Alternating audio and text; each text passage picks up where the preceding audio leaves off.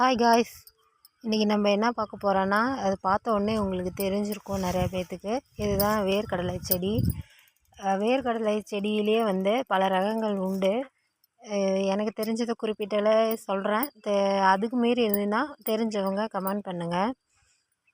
நாட்டுக்கடலையிலே இப்போ பெரிய ரகம்னு சொல்லிட்டு புதுசாக நிறையா இருக்குது.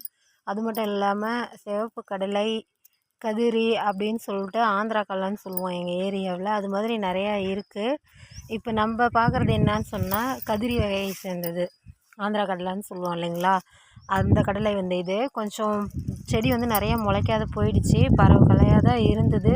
கொஞ்சம் செடி வளரவும் எல்லாம் மூடிக்கிச்சு. இது ஒரு ரெண்டரை மாதம் ஆயிடுச்சு இந்த பயிர். ஆனால் இது மொத்தம் 120 நாட்கள் இந்த பயிர் பண்ணி அதை அறுவடை பண்ணுறதுக்கு. நாட்டுக்கடலை 90 நாட்கள் மட்டுமே. இதில் பரவலாக போயிடுச்சுன்னு சொல்லிட்டு பரவலாக அங்கங்கேயும் உளுந்தும் விசிறியிருப்போம். இப்போ நம்ம என்ன பண்ணிகிட்ருக்கோம்னு பார்த்தீங்கன்னா, வயலில் தண்ணி பாய்ச்சிட்ருக்கோம். கொஞ்சம்லாம் காய்ச்சல் ஆகிடுச்சிங்க. இது மாதிரி தான் இருக்குது. அதெல்லாம் கொஞ்சம் வதவி போய் இருக்கவும் தண்ணி இது மாதிரி வதவி தான் தண்ணி கட்டுறதா இருக்குது. நம்ம இப்போ என்ன பண்ணிகிட்ருக்கோம்னா தண்ணி பாய்ச்சிட்ருக்கோம். தண்ணி பாய்ச்சின இடத்துல கொக்கு எல்லாம் பூச்சி எல்லாம் மேய்துன்னு சொல்லிட்டு பிடிச்சிக்கிட்டுருக்கு. பாருங்க, தண்ணி பாய்ஞ்சிட்ருக்கு வயலுக்கு.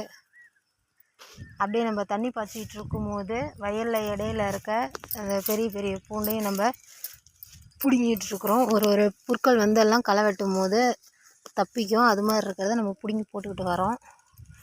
இது இப்போ 2.5 மாதத்து பயிர் இருக்கும். அந்த பாருங்கள், இது மாதிரி தான் பூ வச்சு நல்லா பாருங்கள் அகலமாக இருக்குது. இது சின்னதாக இருந்தால் கொஞ்சம் கிட்ட நெருங்க இருந்ததுன்னா இன்னும் கொஞ்சம் சின்ன செடியாகவே கொஞ்சம் ஹைட்டாக இருக்கும். இது இடைவெளி அதிகமாக இருக்கவும் அப்படியே மட்டமாகவே படர்ந்துட்டு அப்படியே விழுதுகள் இறங்கி கொண்டே இருக்குது. இது ஒரே ஈக்குவலாக முத்தின கடலை வராது ஃப்ரெண்ட்ஸ்.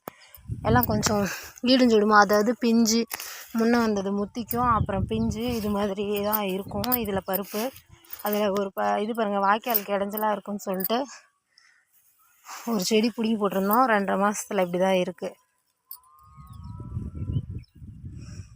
பாதி இதில் அரைப்பருப்பாகவும் நிறையா பிஞ்சுகளாகவும் இருக்குது. வாய்க்காலுக்கு தண்ணி போகிறதுக்கு இடைஞ்சலாக இருக்குதுன்னு சொல்லிட்டு இதை நம்ம பிடுங்கிட்டோம்.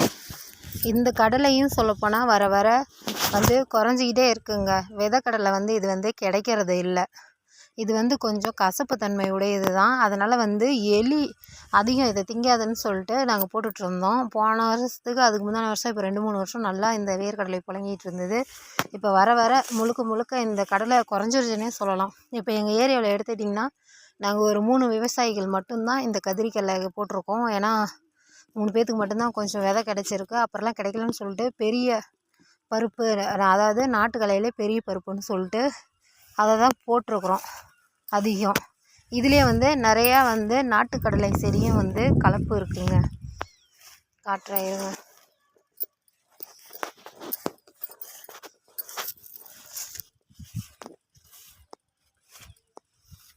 அது கொஞ்சம் செடி வித்தியாசமாக இருக்குங்க. இந்த செடிக்கும் அந்த செடிக்கும் நல்லா வித்தியாசம் தெரியும். அதுவே கொஞ்சம் இது வருங்க, செடி சின்னதாக இருக்குங்களா, இது கொஞ்சம் பட்டையாக பெருசாக இருக்கும். இது நாட்டுக்கடலை, இது ஆந்திரா கடலை செடி. கொஞ்சம் கருப்புத்தன்மை அதிகமாக அடர் கருப்பாகவும் சிறு இலை கொண்டது ஆந்திரா செடி. கொஞ்சம் பெரிய இலை பட்டையாக கொஞ்சம் வெளுப்புத்தன்மை உடையது நாட்டுக்கடலை செடி. இதில் நிறைய கலப்பும் இருக்குது. கொஞ்சம் போட்டிருக்கோம். அதை நம்ம இப்போ தண்ணி பாய்ச்சிக்கிட்டு இருக்கோம். இவ்வளோதாங்க எனக்கு தெரிஞ்சது. இது இப்போ 2.5 மாதம் ஆகிடுச்சு. இன்னும் 1.5 மாதம் ஆனவுடனே பிடுங்கி ஆகணும். வேர்க்கடலையை பிடுங்கி எடுத்தாகணும். அப்போ எடுக்கும்போது நான் வீடியோ போடுறேன். Bye guys.